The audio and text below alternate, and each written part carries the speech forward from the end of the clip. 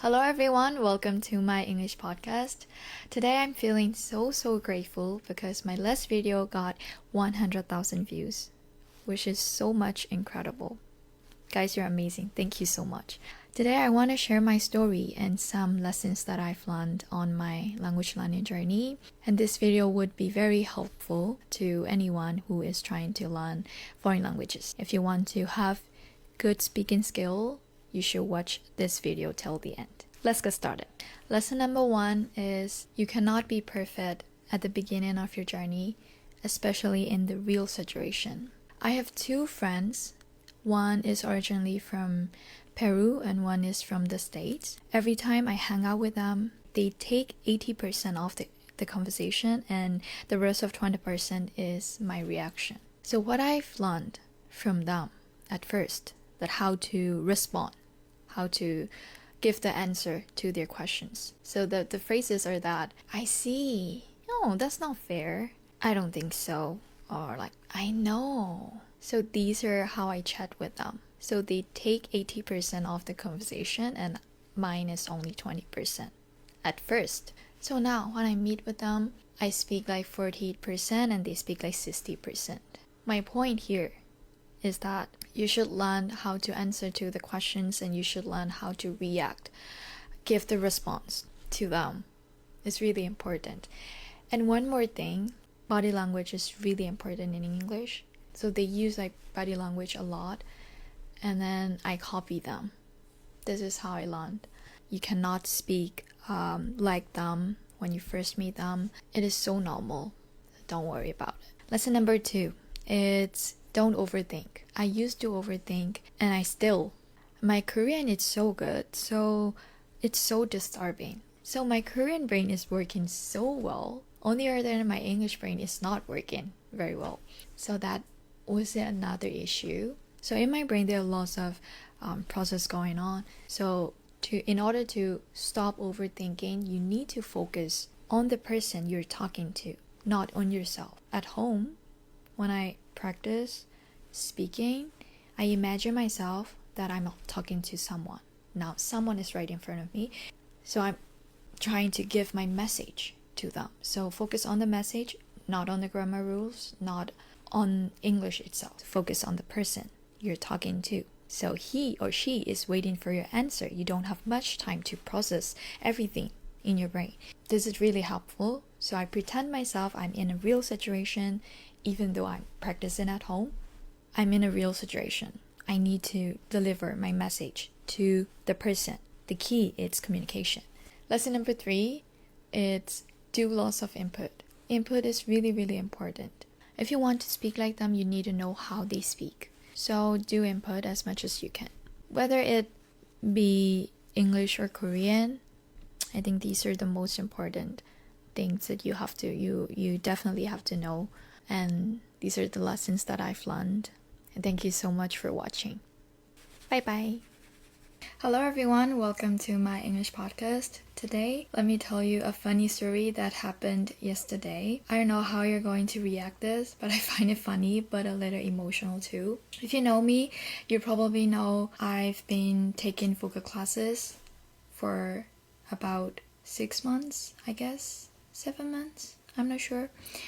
I try to practice twice a week, at least twice a week. I know that's not a lot, but I'm trying, okay?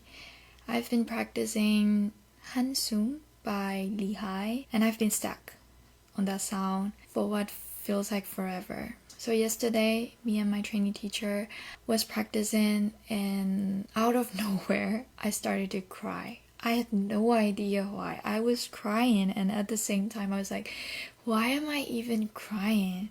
I'm not trying to be a singer or anything. That was ridiculous. And I think my teacher was very used to it. She told me a lot of her students end up crying during practice even in front of her. She wasn't surprised at all. And I was like, I was so sad. But at that moment I asked myself, is it my limitation? I tried my best. Every time I start to sing chorus part, my teacher was like, nope, change the placement, like where you put the sound. She was like, you need to put the sound in the head. What do you mean?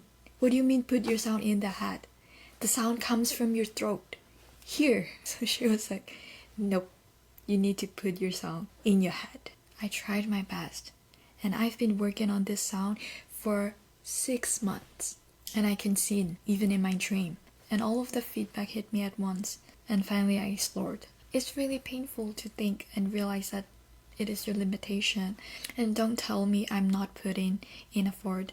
I try to make as much time to practice as I can. And you've hit a wall and you need to climb over it. And you cannot. Every time I go to the practice room and finish practicing, I was like, oh, I'm improving a bit.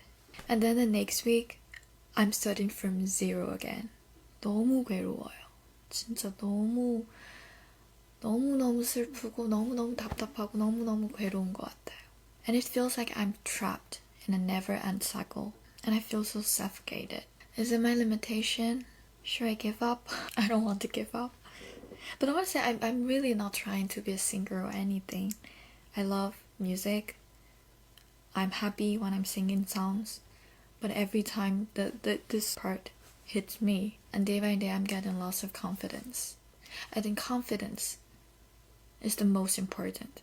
You know, like when you learn languages, confidence is really, really important. I know, 머리로는 알겠는데 이게 마음이 좀 힘드네. Even though you're trying your best and you can see the progress, 진짜 개빡칩니다. But I think unlike learning languages, when it comes to singing, I can see the progress right away. So it's what makes it frustrating. When I was learning languages, I see my improvement right away. When you finish level 1, you can go to level 2. But it's not with singing. You just keep practicing like the same chord, the same notes, and like I don't know. Every time, like every week I go to the practice room, I'm starting from zero again. 좀 그렇다. 네? Hello everyone, welcome and welcome back to my English podcast. Today I want to talk about some lessons that I've learned throughout my life. I'm not trying to teach you or something, I just wanted to share some of my life experiences with you. Yeah, why don't we just jump right into it? I'm turning 27 in 2026, so these are the things that I've realized in my entire 27 years.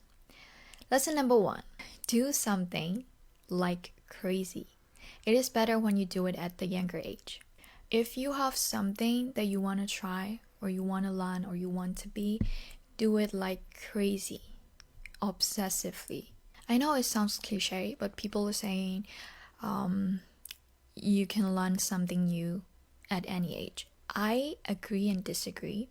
It is correct that you can learn something new, you can try something new at any age. But when you get older and older, you have a lot of things to take care of, as well as responsibility, besides the things that you want to learn. So like at the age that you have to take care of yourself, you have to make your own money for your living, it is the real time. You have to struggle for yourself. And it could be hard to fully concentrate on the things that you want to learn. And now at this age, at my age of 27, I make my own living, provide my family. I have responsibility for my sister's education and everything. I have a lot of pressure on my shoulders. So yeah, I'm so thankful and I want to praise myself that I did my best and I'm making money by teaching Korean. Don't waste your time. Lesson number 2. Happiness cannot last forever. It is just a moment. You need to embrace it. We're all dreaming to live a happy life, but we all have different definition for happiness. What makes you happy? It really depends. There's always ups and downs, and you need to find your own way of happiness in these ups and downs. And stop chasing happiness, and if you keep chasing it, there's no room for contentment. And lesson number 3, I always trying to remind myself that we all know that money is really, really important in our daily life. Yeah, money is happiness. But don't forget that we make money to live. We make money to use it. This might be just for me. I want to make money to live. I don't want to live to make money. We make money to use it. We make money to upgrade ourselves. We make money to have a better life. So yeah, these are the things that I've learned in my 27 years old life. I actually have a younger sister, so these are the things that I want to talk to my sister. And I hope you enjoyed this video. That's all for today. Thanks for watching. Bye bye. Hello everyone, welcome back to my English podcast. Thanks to you guys, my Facebook page got 10,000 followers. I didn't expect. Thank you so much. Today I want to talk about why English is hard and easy at the same time. Do you agree with that? Let's talk about it. It is just my opinion, so take it with a grain of salt. Let's get started. Okay, let me start with the reasons which makes me think English is easy. First, English is a global language and a powerful one as well, so you can get by with fairly busy communication. And second, we've learned English over 10 years at school, so it makes us think that we know English, but we actually don't. Anyway, so we don't need to learn from scratch again. We already know the alphabet. We have that experience, we already have that experience. So yeah, I think these are the reasons, these are why English is easy to learn. To tell you the truth, I think English is really it's a tricky language. It is widely used all over the world, but even native speakers use it however they want. So the rules are so inconsistent. I hate it. Sometimes that pisses me off. Now let's talk about why it is very hard. I think English is relatively easy to learn when it comes to basic, but moving from B2 to C1 or C1 to C2 is very challenging. You know what the most annoying thing about English is? Idiom and phrasal verb. If you see a sentence, you know all the particular word, but altogether you don't know what it means. It's so annoying. And for me, the most confusing part is the usage of preposition. To or for or with, it is so confusing. Okay, one more thing left. It is about pronunciation, right? Okay, there are so many silent letters there. I don't remember when it was exactly. I was hanging out with my friend and I saw the letter C-A-S-T-L-E. So I read it loud, castle. But my friend said, no, it's castle. And I argued with him. I thought he was wrong. And he said, no, T is silence. And I didn't believe he was right. It was castle. So why is T doing there? I still remember it. It was written on outside the apartment.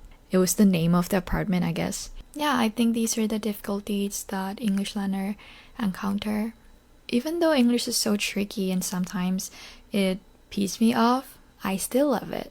I don't know how you're going to say, but I believe that learning a language is building a new spirit, a completely different identity. I know that sounds creepy, but it's interesting. Over the past few days, I've been reading a book called 이중 언어의 기쁨과 슬픔. In English, it is Happiness and Sadness of Bilingual. This is so interesting. Book written by author, it's Julie Sedivi. I don't know how to read her name.